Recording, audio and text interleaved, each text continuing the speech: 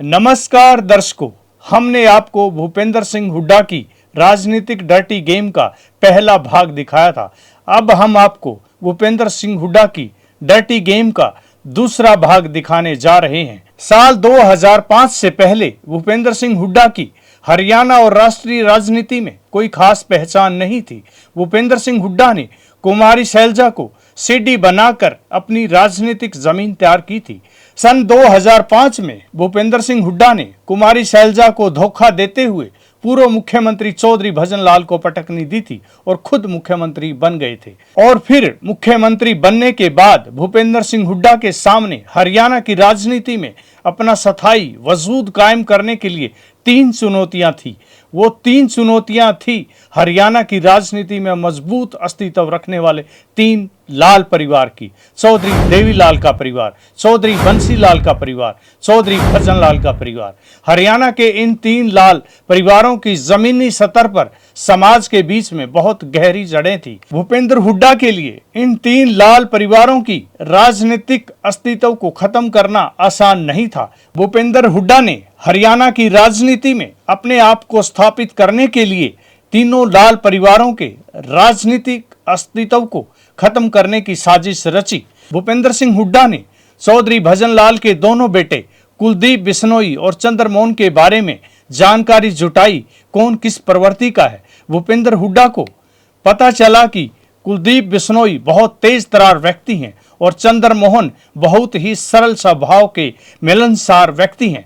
भूपेंद्र सिंह हुड्डा को चौधरी भजनलाल के दोनों लड़कों की खूबियां और कमजोरी का पता लगने के बाद उनको ठिकाने लगाने के लिए साजिश रची।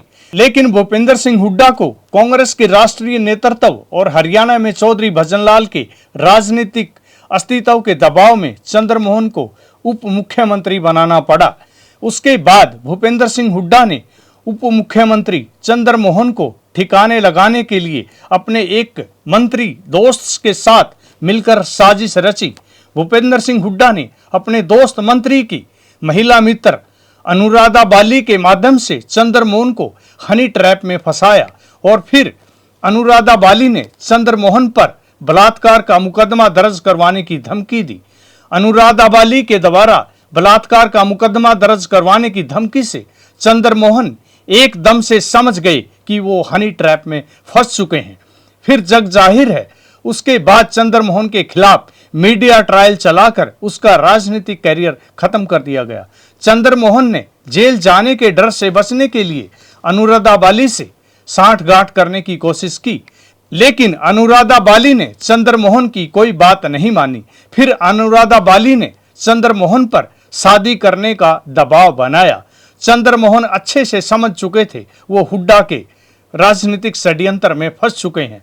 अब उनके सामने 2 ही रास्ते थे, या तो वो जेल जाएं या फिर अनुराधा बाली से शादी कर लें। चंद्रमोहन को उस समय अपनी जान बचाने का एक ही तरीका समझ आया कि अनुराधा बाली के साथ शादी कर ली जाए।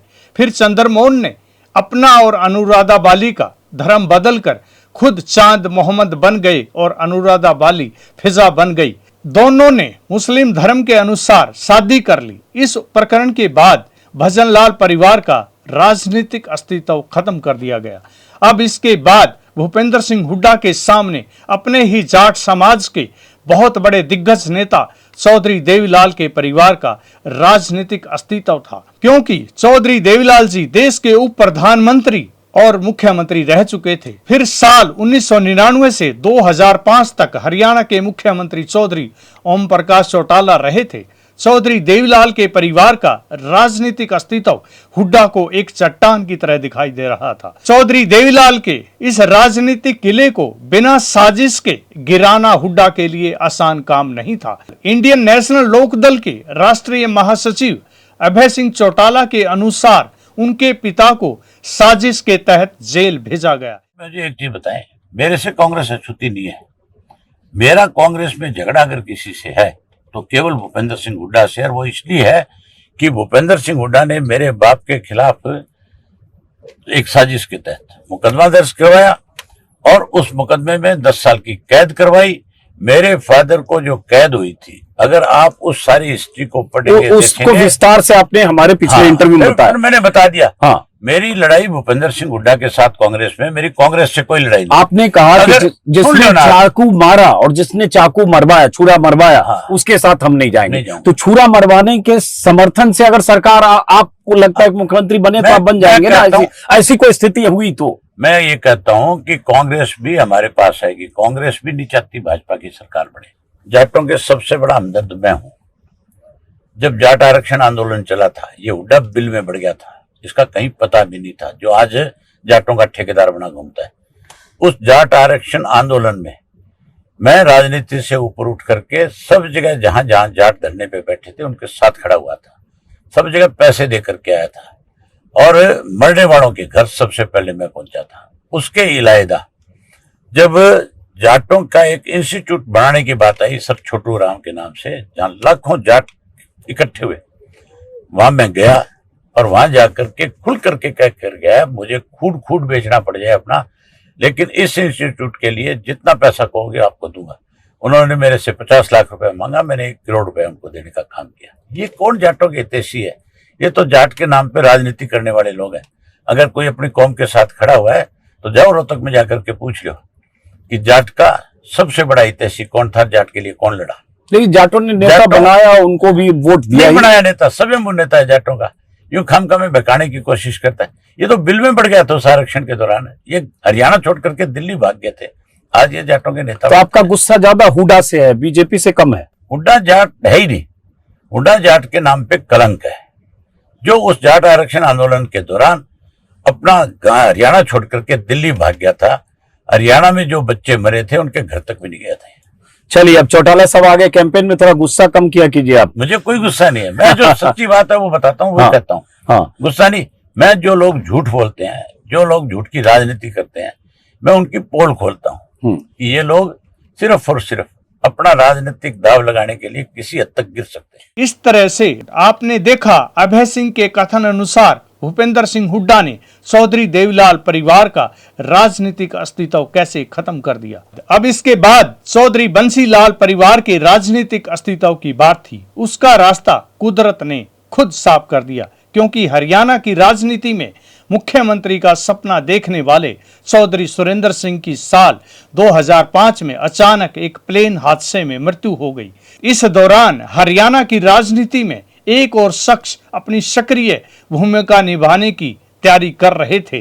वो थे हरियाणा के प्रसिद्ध उद्योगपति ओम प्रकाश जिंदल, जो अपने पैसे के दम पर चौधरी सुरेंद्र सिंह को मुख्यमंत्री बनाना चाहते थे। उनकी भी उसी प्लेन हादसे में मृत्यु हो गई। साल 2006 में चौधरी बंसीलाल की भी मृत्यु हो गई। चौधरी सुरेंद्र सिंह की मृत्यु के बाद उनकी पत्नी किरण चौधरी ने दिल्ली की राजनीति को छोड़कर हरियाणा की राजनीति में एंट्री की। उसके बाद भूपेंद्र सिंह हुड्डा ने किरण चौधरी और उनकी बेटी श्रुति चौधरी को भी ठिकाने लगा दिया, जो अब कांग्रेस छोड़कर बीजेपी में चले गए हैं। इस तरह से हुड्डा ने चौधरी बंसीलाल के परिवार का भी राजनीतिक अस्तित्व खत्म कर दिया था।